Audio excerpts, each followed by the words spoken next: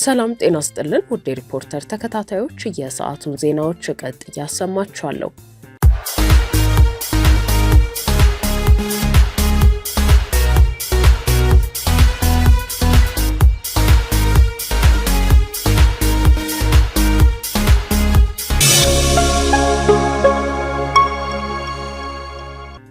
የኢትዮጵያ መንግስት ከቻይና፣ ብራዚል እና ደቡብ አፍሪካ ጋር በወንጀል የሚፈለጉ ሰዎችና ፍርደኞችን ለማስተላለፍ ያደረጋቸው ስምምነቶች ተቃውሞ ቀረበባቸው። የሀገራቱ የሰብአዊ መብት አያያዝና ለኢትዮጵያ የሚኖራቸው ጥቅም ጥያቄ ተነስቶበታል።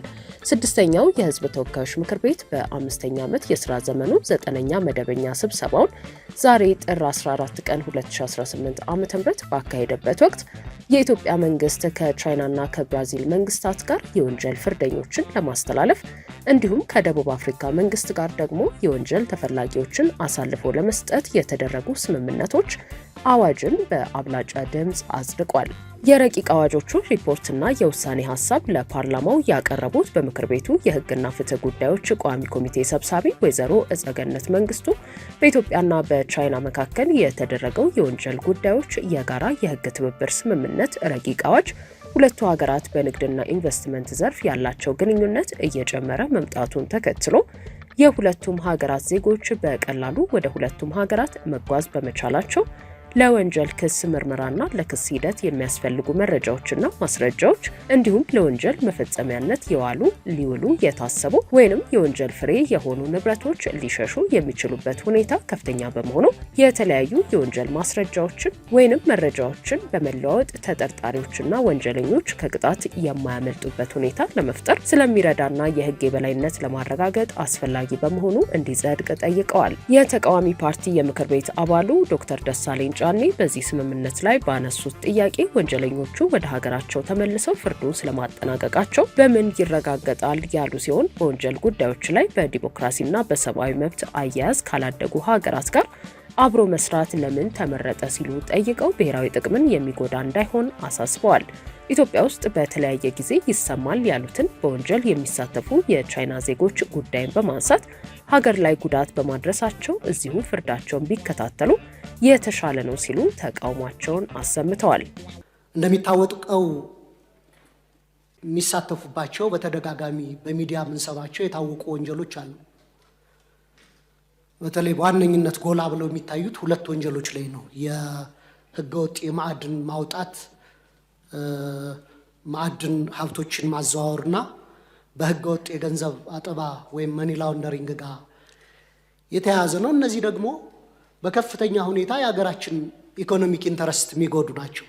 በከፍተኛ ሁኔታ የሀገራችን ጥቅሞች የሚጎዱ ናቸውና እንደነዚህ አይነት በከባድ ወንጀል የሚሳተፉ የውጭ ሀገር ዜጎች መሆን አለበት ብዬ ማስበው በሀገሪቱ ህግ መሰረት ተገቢውን የህግ ስነ ስርዓት ተከትሎ በዚሁ ሀገር ፍርዳቸውን አግኝተው በዚህ ሀገር የተፈረደባቸውን ፍርድ ማጠናቀቅ ካልቻሉ ብሔራዊ ጥቅማችን ይጎዳል ብዬ አስባለሁ እነዚህ አይነት ህጎች። ምክንያቱም ብዙ የሚባሉ ነገሮች አሉ። አንዳንዴ እንደዚህ አይነት ወንጀል ውስጥ የሚሳተፉ ግለሰቦች ብቻ ሳይሆኑ በተወሰነ ደረጃ ስቴት አፓራተሶችም ይሳተፋሉ ይባላልና ተፈርዶባቸው እዛ ሄደው ፍርዱ ስለመፈጸሙ ምን ኮንትሮል አለን? ምን ቁጥጥርስ አለ? በተመሳሳይ ኢትዮጵያውያን በቻይና ውስጥ ብዙ ጊዜ የሚጠረጠሩባቸው ወንጀሎች ከንግድ ማጭበርበር ጋር የተያያዙ ናቸው። ያም ከሆነ ኢትዮጵያውያን ዜጎቻችንን ማስተማር መንገር ያለብን የሚነግዱባቸውን ሀገራት ህጎች አክብረው ስራቸውን እንዲሰሩ፣ ህገወጥ የሚሰሩ ከሆነ በአገሩ ህግ መሰረት እንዲስተናገዱ ማድረግ አይሻልም ወይ? አንደኛው ጥያቄ ይሄ ነው። እኔ ብሔራዊ ኢኮኖሚ ጥቅማችን ይጎዳል እንደዚህ አይነት ስምምነቶች የሚል ግምገማ ነው ያለኝ። ሁለተኛ ከቀጣይም ከቀረቡት ረቂቆች ጋር የሚያያዘው አይ ቲንክ ከዚህ በፊትም ሌሎች ሀገሮች ጋር ቻይና፣ ደቡብ አፍሪካ፣ ብራዚል አይነት ሀገሮች ጋር ነው ብዙ ጊዜ እንደዚህ አይነት ፍርደኞችን የማስተላለፍ እና የወንጀል ትብብር የምናደርገው። ከምዕራቡ ዓለም ጋር ግን እንደዚህ አይነት ህጎችን እንደዚህ አይነት ስምምነቶችን ስናረጋ አይስተዋልምና እዛ የምንፈልጋቸው ወንጀለኞች ስለሌሉ ነው ወይ? እነዚህ ሀገሮችስ የሚፈልጉት ስለሌለ ነው ወይ? ትኩረታችን ብዙ በዲሞክራሲ ያልገፉ በሰብአዊ መብት ጥበቃ ካልገፉ ሀገሮች ጋር እንደዚህ አይነት ስምምነቶችን መንግስት እያደረገ ያለው በዚህ ላይ ማብራሪያ ቢሰጥ ለማለት ነው። በጣም አመሰግናለሁ። በምክር ቤቱ የህግና ፍትህ ጉዳዮች ቋሚ ኮሚቴ ሰብሳቢዋ ወይዘሮ እጸገነት በሰጡት ምላሽ ስምምነቱ አሁን ያለና ወደፊት የሚኖርን ግንኙነት ታሳቢ ያደረገ ነው ብለው ፍርደኞች ወደ ሀገራቸው ከተላለፉ በኋላ የተስማሙት ሀገራት በኤምባሲ ወይንም በሌላ ልዑክ በኩል እንዲከታተል የሚያስችል ነው ብለዋል። የሀገራቱ ግንኙነት እንዲጠናከር የሚያደርግና አሁንም በብሪክስ ስር የሚገኙ ሀገራት በመሆናቸው አስፈላጊ መሆኑ ታምኖበታል ሲሉ የቋሚ ኮሚቴው ሰብሳቢ ተናግረዋል። በተጨማሪም ፍርደኞቹ በራሳቸው ማህበረሰብ መካከል ፍርዳቸውን መከታተላቸው ጥሩ እድል ነው ብለዋል። ፍርድ አግኝቶ ፍርዱን በሚጨርስበት ጊዜ ሰብአዊ ክብሩ፣ ሰብአዊ መብቱ ሊከበርለት ይገባል። ለአብነት እንውሰድ። የኛ ሀገር ዜጋ ቻይና ተፈርዶባት የምትገኛለች አይደል? ሚዲያ ላይ ሲሰራጭ የነበረ ናዝራዊት የምትባል። ስለዚህ እቺን እህታችን ለመመለስ እድል ይከፍታል ማለት ነው። ልክ እንደዚህ እነሱም የነሱ ዜጎች ወደ ሀገራቸው ሄደው በሚያውቁት ቋንቋ በሀገራቸው በማህበረሰባቸው ውስጥ ፍርዳቸው እንዲጨርሱ እንጂ ልቅ ሆነው እንዲለቀቁ የሚያደርግ አይደለም። አንደኛ ይሄ ህግ ምን አለው? ቅድም ያነሳችሁት ጥያቄ ወንጀል የሰራ ሰው ሀገሩ ሲሄድ ይለቀቃል የሚል እንድምታ የለውም። በፈለግን ጊዜ እዛ ሀገር ሄደን እስረኞቹን መጎብኘት የምንችልበት ስርዓት አለው። እነሱም በተመሳሳይ ከዛ ሀገር ፍርድ ያገኙ ሰዎች እዚህ ሀገራችን መጥተው በፈለጉ ሰዓት ማረሚያ ቤት መጥተው የሚያዩበት ስርዓት አለው። አሁንም አሉ። ይሄን ህግ ባንፈርም እንኳን እኮ እየተሰራ ነው በዲፕሎማሲው ቻናል። ነገር ግን የህግ ማዕቀፍ ቢኖረው የበለጠ ለአሰራርም ምቹ ያደርገዋል በሚል ነው እንጂ በዲፕሎማሲው ቻናል እኮ እዚህ ኢትዮጵያ የመጡ በርካታ ታራሚዎች አሉ። ቻይና ሀገር ላይ ፍርድ ተፈርዶባቸው አሁን እየታረሙ ያሉ፣ እኛም የመስክ ምልከታ ስናደርግ ያገኘናቸው ማለት ነው። አሁንም ማረሚያ ቤት ነው ያሉት።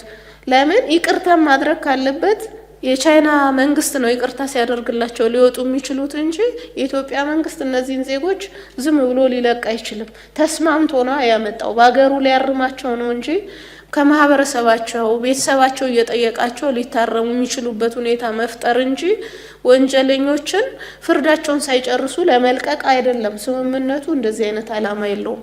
በተመሳሳይ እኛም ወደዛ ሀገር የሚላኩ ሲሆን እዛው ሀገራቸው ላይ የሚታረሙበት የኛ ኤምባሲዎቻችን አስፈላጊ ሲሆን ፍትህ ሚኒስቴር እነዚህን ፍርደኞች የሚጎበኝበት በማንኛውም ጊዜ የሚችልበት ሁኔታ እንዳለ መታወቅ መቻል አለበት። እነዚህ ሀገራት ደግሞ የኛ የቅርብ የብሪክስ አባል ሀገራቶች ናቸው አይታችሁ ከሆነ። ስለዚህ ይበልጥ ግንኙነታችን በእንዲህ አይነት ስምምነት አጠናክረን በርካታ ስራ በቀጣይም ሊሰራ እንደሚችል ታሳቢ እንዲደረግ ነው። ኢትዮጵያና ቻይና ያደረጉት ስምምነት በአንድ ተቃውሞና በአብላጫ ድምጽ የጸደቀ ሲሆን ምክር ቤቱ በተጨማሪነት በኢትዮጵያ መንግስትና በብራዚል መንግስት መካከል የተደረገውን ተመሳሳይ ፍርደኞችን የማስተላለፍ ስምምነት ረቂቅ አዋጅ በአብላጫ ድምጽ አጽድቋል። በዚህም ላይ ዶክተር ደሳለኝ ጫኔ በሀገራቱ መካከል ያለውን የህዝብ ለህዝብ ግንኙነት ታሳቢ ያደረገ አይደለም በማለት በብራዚል የሚኖሩና በወንጀል የታሰሩ ኢትዮጵያውያን ስለመኖራቸውን በመጠየቅ አስረድተዋል። የቋሚ ኮሚቴው ዋና ሰብሳቢ በበኩላቸው የብራዚል ዜጋ ፍርደኛን እዚህ ማረምና መቀለብ ለኢትዮጵያ ጥቅም የለውም ያሉ ሲሆን ስምምነቱና አዋጁ ወደፊት የሚያድገውን የሀገራቱን ግንኙነት ታሳቢ በማድረግ ነው ሲሉ ምላሽ ሰጥተዋል። አንደኛ ወደ ብራዚል የሚሄዱ ብዙ ዜጎች አሉን ወይ? የህዝብ ለህዝብ የኢኮኖሚ ግንኙነታችን እንደሚታወቀው ከብራዚል ጋር የተወሰነ ነው። እንደ መረጃ ያክል ክብር የቋሚ ኮሚቴ ሰብሳቢዋ አሁን ብራዚል ውስጥ ስንት ኢትዮጵያውያን ዜጎች ፍርደኞች አሉ እንዲተላለፉ ምን ጠይቀው? በእርግጥ ከላቲን አሜሪካ ወደ ኢትዮጵያ የሚገቡ በተለይ በድረግ ማዘዋወር ተጠርጥረው የሚያዙ የብራዚል ዜጎች እንዳሉ አውቃለሁ። እነሱን ለማስተላለፍ ካልሆነ ብዙ ኢትዮጵያውያን በብራዚል እንደ ብራዚል አይነት ሀገሮች ጋር በወንጀል ተሳትፈው የተፈረደባቸው ወይም በማቆያ ያለ አይመስለኝምና አሁንም ጠቀሜታው ብዙ አይታየኝም። የዚህ ወደ ኋላ ሄዶ ለመስራት ብቻም አይደለም ለወደፊት ከዚህ ሀገር ጋር በርካታ ስራ እንሰራለን። አንስቻለሁ ቅድም የብሪክስ አባል ሀገር ናት። ስምምነት ከዚህም በላይ በእያንዳንዱ ዘርፍ ተፈራርመን የህግ ማዕቀፍ ኖሮን እንሰራለን። ይሄ ተጠናክሮ የሚቀጥል መሆኑ የተከበረ ምክር ቤት አባላት ልንይዝ ይገባል የሚል እምነት አለኝ። ከዛ በሻገር የብራዚል ዜጎች ኢትዮጵያ ውስጥ ፍርደኞች አሉ። ከኛ ተጨባጭ ብራዚል ሀገር ውስጥ ላይኖር ይችላል። የብራዚል ሀገር ፍርደኞችን እዚህ ቀልበን ማረም ለኢትዮጵያ ምንም ጥቅም የለውም። አንደኛ መወሰድ መቻል ያለበት ለወደፊት የኛም ባለሙያዎች ሊኖሩን ይችላሉ። አሁን ባለው ተጨባጭ እኛ እዛ ሀገር ሄደን አላየንም። ነገር ግን ይሄ ስምምነት ለአንድ ወቅት ብቻ የሚፈረም እንዳልሆነ መያዝ መቻል አለበት የሚለውን ሀሳብ ለመስጠት ነው። ከዛም ባሻገር እነዚህ ዜጎች ቅድም ባልኩት ማዕቀፍ በስምምነት ወይም ደግሞ በዲፕሎማሲ ቻናል ብቻ መላኩ አግባብነቱ ብዙ ስላልሆነ ነው ህግ እያወጣን ያለ ነው። ባወጣነው ህግ መሰረት ነገ የላክናቸው ታራሚዎች ሄደን በፈለግነው ሰዓት የመጎብኘት እድል እንዲኖረን ነው ህግ እያወጣን ያለ ነው።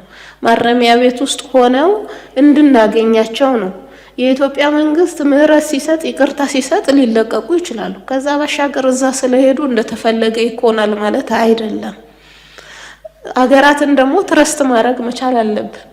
ምክንያቱም አሁን ያለንበት ዘመን ዓለም ወደ አንድ መንደር ወደ አንድ ሰፈር እየተሰበሰበች ባለችበት አንስማማም ማለት ተገቢነት ይኖረዋል ብዬ አላምንም።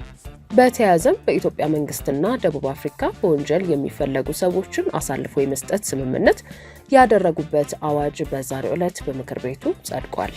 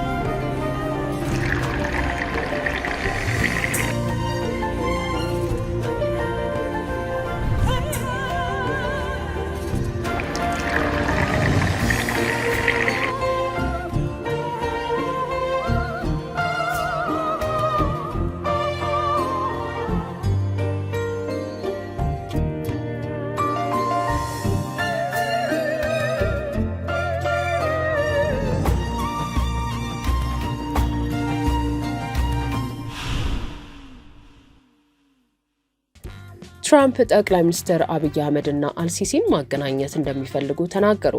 የአሜሪካው ፕሬዝዳንት ዶናልድ ትራምፕ በዳቮስ የምጣኔ ሀብት ፎረም ላይ ከግብፁ ፕሬዝዳንት አብዱልፈታህ አልሲሲ ጋር ባደረጉት ውይይት በታላቁ የኢትዮጵያ ህዳሴ ግድብ ጉዳይ የኢትዮጵያ ጠቅላይ ሚኒስትር አብይ አህመድና የግብፁን ፕሬዝዳንት አብዱልፈታህ አልሲሲን ማገናኘት እንደሚፈልጉ ተናግረዋል። የግብፁን ፕሬዝዳንት አልሲሲን ጠንካራ መሪ ነህ በማለት ያደነቁት ትራምፕ በኢትዮጵያም በኩል ጠንካራ መሪ አለ፣ ነገር ግን አንተን የማውቅህን ያህል አላውቀውም፣ ሁለታችሁን ማገናኘት እፈልጋለሁ፣ ስምምነት ላይ መድረስ የምንችል ከሆነ እናያለን ሲሉም ተደምጠዋል። በአባይ ወንዝ ላይ የተገነባውን ታላቁ የኢትዮጵያ ህዳሴ ግድብ ግንባታ በቅርቡ ያጠናቀቀችው ኢትዮጵያ ግድቡ የተገነባው የጎርፍ አደጋን ለመከላከልና የኤሌክትሪክ ኃይል ለማመንጨት እንጂ የታችኞቹን ተፋሰስ ሀገራት የውሃ መጋራት ለመቀነስ አለመሆኑን በተደጋጋሚ ስታስገነዝብ ቆይታለች። በኢትዮጵያና ግብጽ መካከል ያለው ውጥረት በተመለከተ ከትላንት በስቲያ በነጩ ቤተ መንግስት መግለጫ የሰጡት ትራምፕ ኢትዮጵያ በናይል ወንዝ ላይ ግድብ በመስራቷ ወደ ግብጽ እየሄደ የነበረው ውሃ ገቶታል ብለው ሁልጊዜም ናይል ወንዝን የማስበው ግብጽ ውስጥ ቢሆን ብዬ ነው። ውቡ ናይል ወንዝ አለ። ፒራሚዱን ሳስብ በጣም ደስ ይላል። ነገር ግን ግድብ ተሰራበት በማለት ለግብጾች ያላቸው ወገንተኝነት አንጸባርቀዋል። ህዳሴ ግድብ በዓለም ላይ ትልቁ ግድብ መሆኑን የገለጹት ፕሬዝዳንቱ ግብጾችን ይህ ሲደረግ እንዴት ዝም አላችሁ ብለው መጠየቃቸውንም መግለጻቸው አይዘነጋም።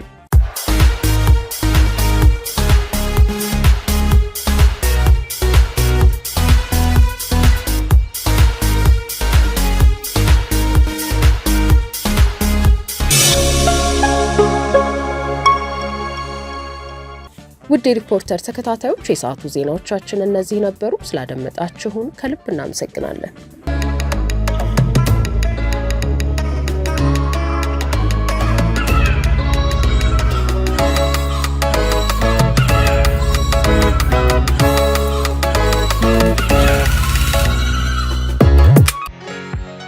እጅግ ዘመናዊ ፋብሪካ ዓለም በደረሰችበት የቴክኖሎጂ ውጤት ተደራጅቶ ብቁ ኬሚስቶችንና ዘመናዊ ላቦራቶሪዎችን አሟልቶ ለኢንዱስትሪዎች ግብዓት የሚሆነው የተለያዩ ኬሚካሎችን የሚያመርት የዘርፉ የጀርባ አጥንት በምርቶቹ ጥራትና አቅርቦት የሚወደስ አላይድ ኬሚካልስ ለሳሙናና ዲተርጀንት ፋብሪካዎች፣ ለቆዳና ብረታ ብረት ፋብሪካዎች፣ ለግንባታ ሥራ የሚውሉ መሳሪያዎችን ለሚያመርቱና ለወረቀት ፋብሪካዎች የሚያገለግሉ ሶዲየም ሲልኬት በፈሳሽና በጠጣር፣ አልካላይንና ኒውትራል በፈሳሽና በጠጣር፣ ሰልፈሪክ አሲድ፣ ሊኒየር አልካላይን ቤንዚን ሰልፈሪክ አሲድ ናፍሳ፣ ሶዲየም ላውሪል ኢተር ሰልፌት SLES፣ ኮኮዳይታኖላሚድ CDEA፣ ኮካማይዶ ፕሮፒል ቤታይን CAPB እና ሌሎችንም ኬሚካሎች በጥራትና በበቂ ሁኔታ አምርተን ለደንበኞቻችን ስለ አጠቃቀማቸው ስልጠና ሰጥተን በተመጣጣኝ ዋጋ እናቀርባለን። ለዚህም የበርካታ ISO እና አውቶራይዝድ ኢኮኖሚክ ኦፕሬተር AEO ሽልማቶች ባለቤት ነን። አላይድ ኬሚካልስ። ስሜ እሱባለው አየለ ካሳ እባላለሁ። የመጣሁት ከደቡብ ወሎ ዞን ደሴ ከተማ ነው። ያው ምክክር ኮሚሽኑ አስፈላጊነቱ እጅጉን አስፈላጊ ነው። ምክክር ኮሚሽኑ እስካሁን ከመጣንበት ጀምሮ አሁንም እስከተወያየንበት ድረስ ቆንጆ ነው፣ መልካም ነው። ሀሳብ በነጻነት መግለጽ ይቻላል፣ መወያየት ይቻላል። እስካሁንም እየገለጽን ያለነው በነጻነት ነው። ምክክር ኮሚሽኑ ከጎኑ ነው፣ አይዟችሁ ምንድነው የሚያስፈልጋችሁ ከማለት ውጪ ሀሳብ የገደበበት መንገድ የለም። ምክክር ኮሚሽኑ የምጠብቀው እኛ ተመካክረን ተዘካክረን እርቅ እጠብቃለሁ። እርቁ ምንድነው? ሰላምን ያነገበ፣ ሰላምን የያዘ፣ እህት ወንድሞቻችን ያቀፈ እንዲሆን እመኛለሁ። አሁንም ነገም ከነገም በኋላ ምክንያቱም እኛ ሰላም ካልሆንን ሌላው ሰላም አይሆንም። እኛ ጤና ካልሆንን ሌላው ጤና መሆን አይችልም።